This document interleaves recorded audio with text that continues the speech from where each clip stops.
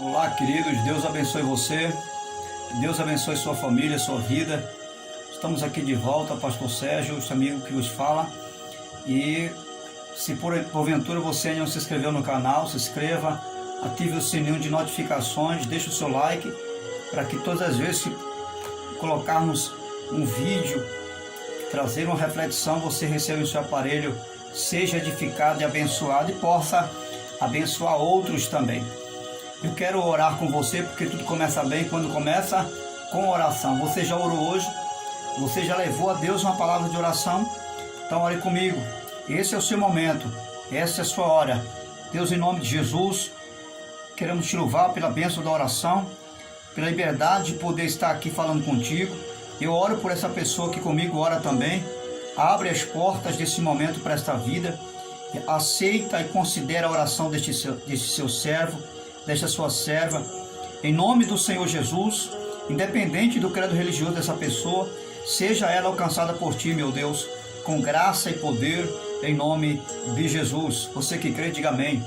Muito bem, eu quero iniciar essa reflexão fazendo uma pergunta para mim e para você. Qual a realidade da sua vida hoje? Qual é o cenário em que você se encontra hoje, em pleno século 21, qual é a realidade da situação que você está vivendo? Seja ela boa ou ruim, esteja você no alto dos montes ou nos vales da vida, qual a circunstância que você está vivendo hoje? E dentro dessa pergunta, à luz da palavra de Deus, quero deixar para mim, para você, para nós, algumas lições preciosas que Jesus nos deixa ao encarar a vida com realidade, com transparência, sem arrudeios, com franqueza, como ela nos apresenta. Que às vezes a gente quer mascarar a vida, já percebeu isso?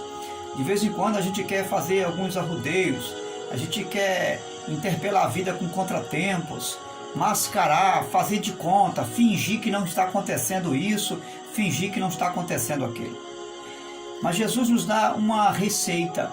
Ele vai nos ensinar como nós devemos nos portar diante da realidade da vida, esteja ela nos trazendo bons momentos ou maus momentos, esteja ela nos trazendo tristezas ou alegrias, esteja ela nos confrontando ou não. Jesus vai nos trazer lições maravilhosas e lições que vai nos fazer vencer toda e qualquer circunstância da vida.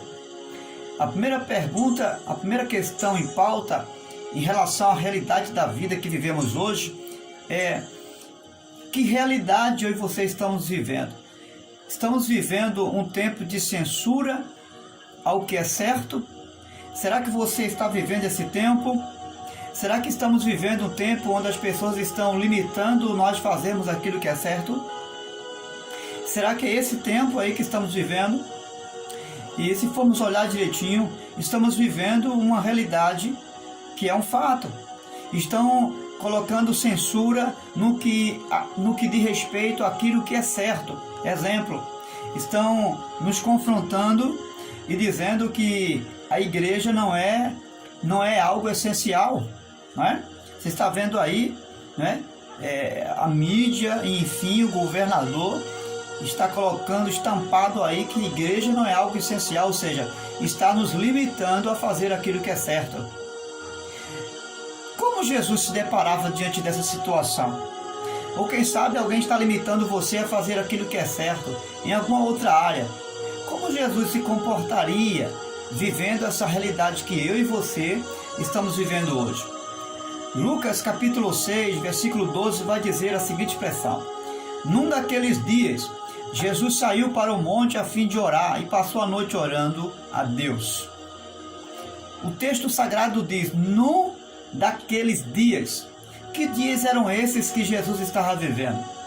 Se você ler o contexto desse texto, no capítulo 6, versículo 1, Jesus ele é confrontado por alguns fariseus, porque Jesus passava por algumas lavouras de cereais e os seus discípulos começaram a colher, começaram a comer, a debulhar espigas, e os fariseus começaram a repreender ele, a falar com ele que não era permitido fazer aquela colheita e se alimentar no sábado.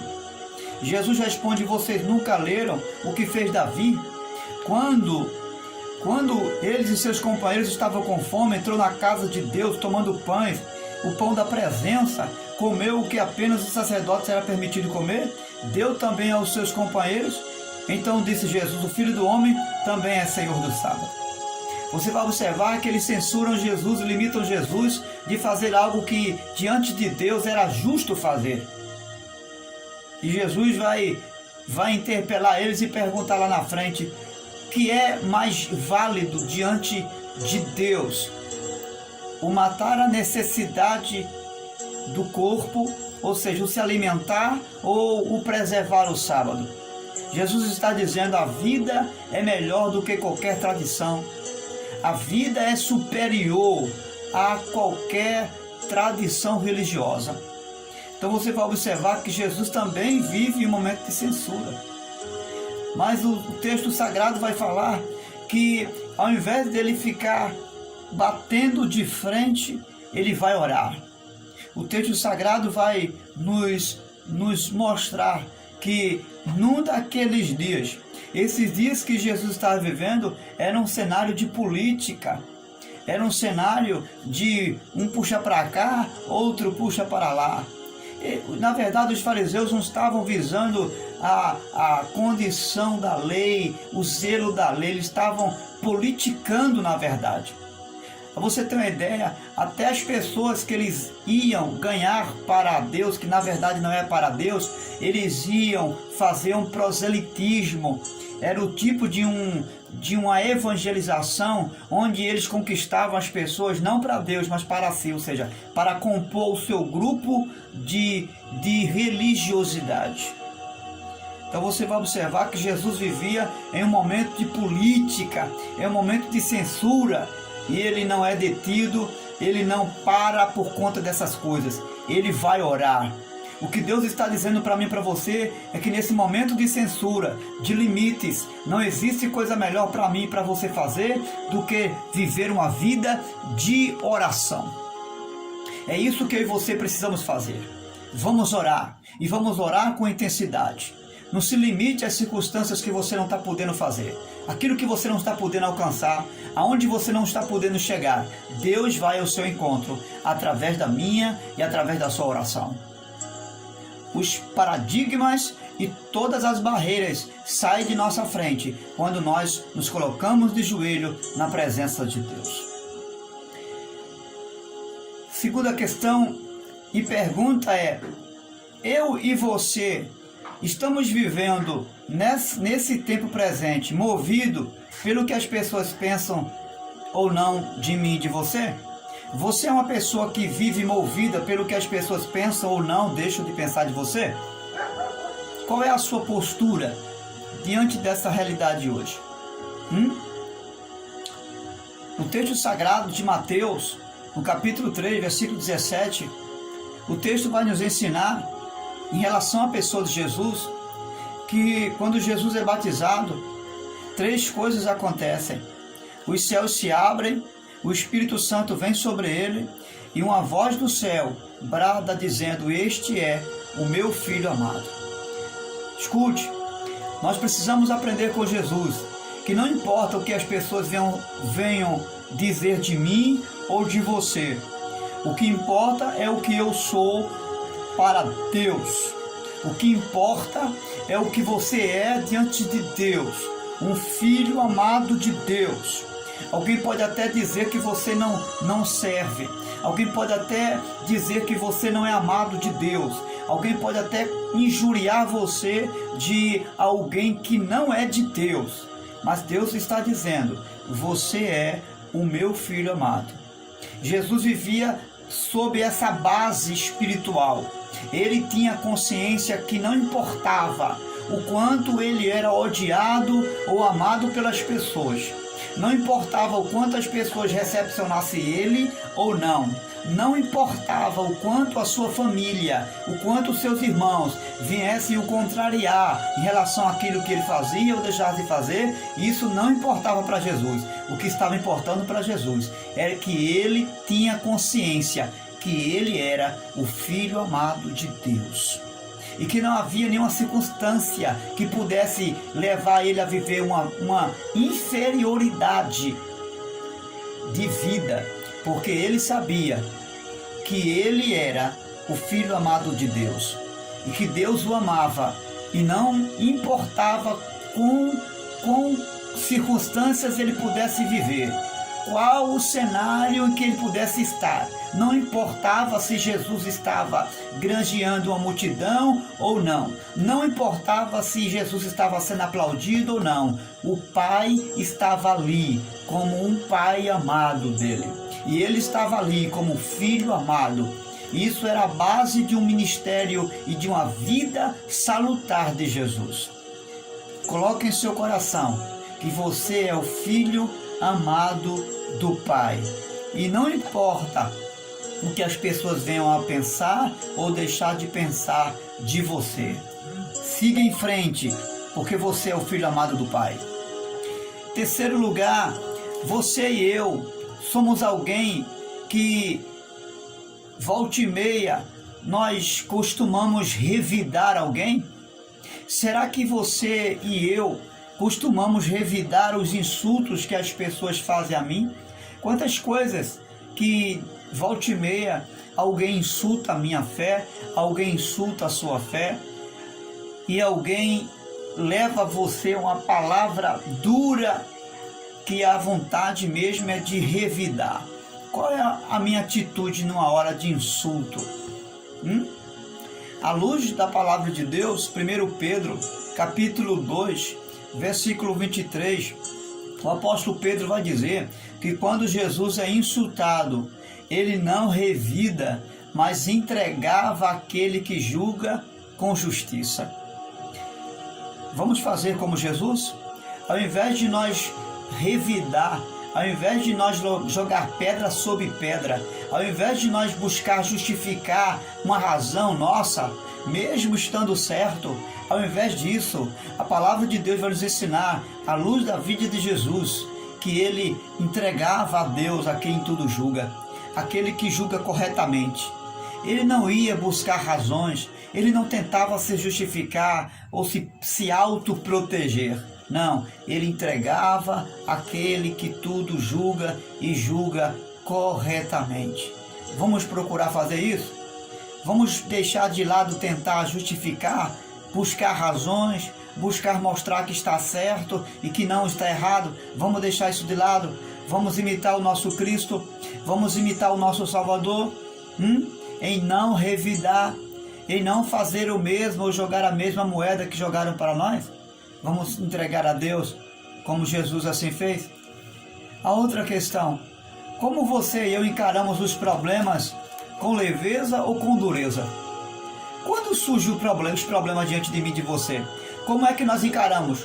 Com dureza, como um fardo pesado, como um jugo pesado ou com leveza, ou seja, com facilidade, com destreza? Como eu e você se porta diante das durezas da vida? O texto sagrado vai nos mostrar uma realidade que Jesus se encontra em Marcos capítulo 5, verso 21. A Bíblia diz que Jesus se depara diante de dois problemas ao mesmo tempo. Quantos problemas você está encarando? 2, 3, 4? Ah, pastor, é inúmeros os problemas. São incontáveis os problemas. É mesmo? Vamos aprender com Jesus como conviver com os inúmeros problemas? Vamos aprender? Marcos 5, 21. A Bíblia diz que Jesus está no caminho e aparece um homem chamado Jairo. É um homem de sinagoga, é um líder de uma das sinagogas, e ele vinha pedir a Jesus socorro porque sua filha estava tremendamente doente. Antes que Jesus atendesse o pedido de Jairo, chega uma mulher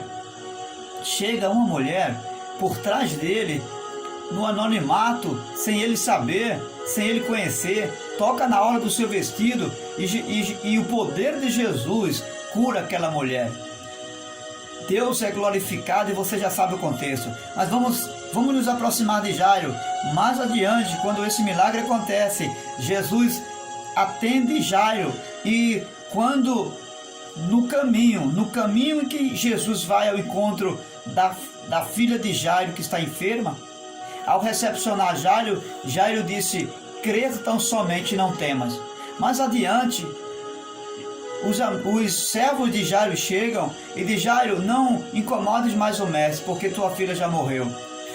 Escute, Jesus, ele não se espanta com aquele comportamento do servo que diz que a sua filha já morreu. Jesus olha para Jairo com o semblante, é claro, de Jairo já triste, e ele diz: não tema, Jairo, não tenha medo, apenas creia. Louvado seja Deus. Você sabe o que é que Jesus nos ensina? Ele nos ensina a enxergar as coisas difíceis do lado de fora apenas, e não do lado de dentro. Jesus, ele enxerga os problemas apenas do lado de fora e não do lado de dentro dele. E esse é o segredo de Jesus encarar as coisas de forma muito leve, sem fardo, sem jugo pesado. Esse é o método que Jesus usa para enxergar as coisas, a vida dura, as coisas de ordem de natureza impossível, muito fácil, porque ele não vive os problemas exteriores dentro dele. Ou seja, os problemas que estão do lado de fora, ele não traz para dentro dele. Pelo contrário, ele administra os problemas que estão do lado de fora através de uma vida de leveza, de uma vida de poder que ele já vive no seu interior. Você percebe agora porque nós muitas vezes vivemos uma vida de jugo e de fardo pesado, mesmo estando ao lado de Jesus? Porque nós não estamos fazendo como Jesus fazia.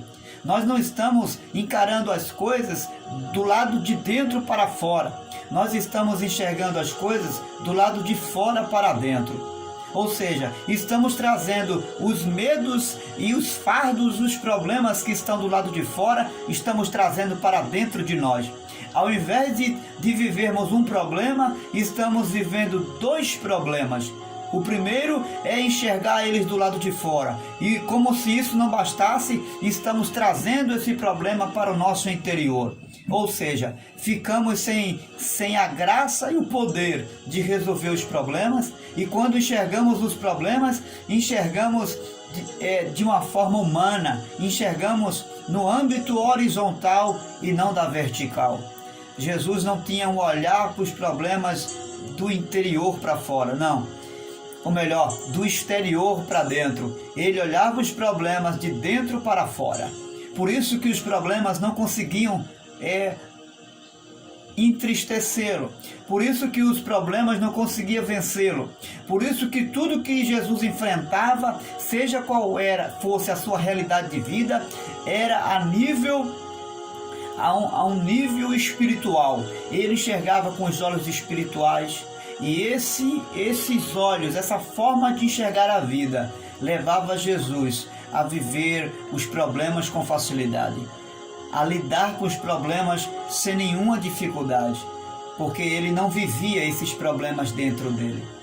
Comece a partir de hoje mudar esse seu comportamento, que eu e você venhamos a viver a realidade do nosso viver de forma leve, de forma tranquila, de forma consolidada com o que Jesus fazia. Uma outra pergunta: qual é a realidade da sua vida e a minha hoje? Você vive esperando o favor dos outros? Você é alguém que vive dependendo de que os outros façam algo para você? Você está vivendo essa realidade? Você vive esperando o favor dos outros?